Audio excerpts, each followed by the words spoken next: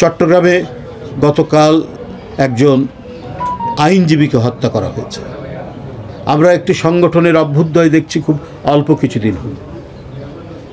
এই সংগঠনটি কিভাবে তৈরি হল, কে কে এর নেতৃত্বে আছে?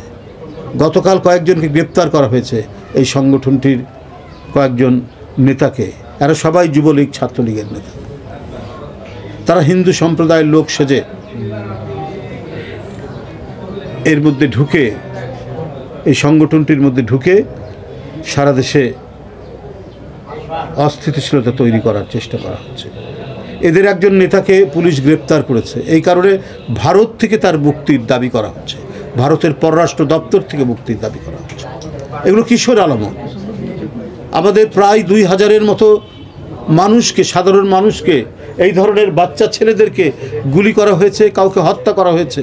কই তখন ভারতের পররাষ্ট্র দপ্তর তো একটা স্টেটমেন্ট দেয়নি।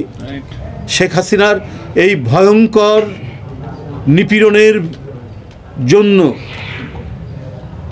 এই রক্তক্ষরণের জন্য কই একটাও তো স্টেটমেন্ট করেননি, একটা তো বিবৃতি দেননি।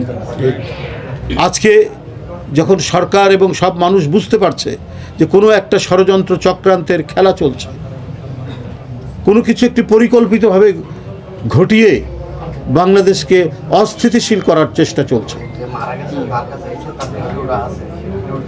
অস্থিতিশীল করার চেষ্টা করে থামেন অস্থিতিশীল করার চেষ্টা চলছে। এটা তো একবারই মানে সূর্যের আলোর মতো একবার পরিষ্কার যে এই সংকটটা কৃত্রিমভাবে তৈরি করা হচ্ছে, অত্যন্ত পরিকল্পিতভাবে তৈরি করা হচ্ছে। হঠাৎ বিভাগীয় শহরগুলোতে নেমে পড়ছেন, দাবি দিচ্ছেন। কই শেখ হাসিনার সবাই দাবি দেননি কেন?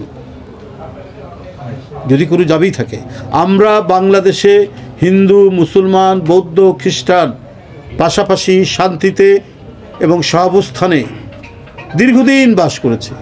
আজকে কেন পরিকল্পিতভাবে বলা হচ্ছে যে এখানে হিন্দু সম্প্রদায় নিরাপদ নয়? বাংলাদেশের হিন্দু সম্প্রদায়ের বিরাট অংশ এর মধ্যে নেই। তারাও বুঝতে পারছে যে কোনো ষড়যন্ত্র চক্রান্ত চলছে।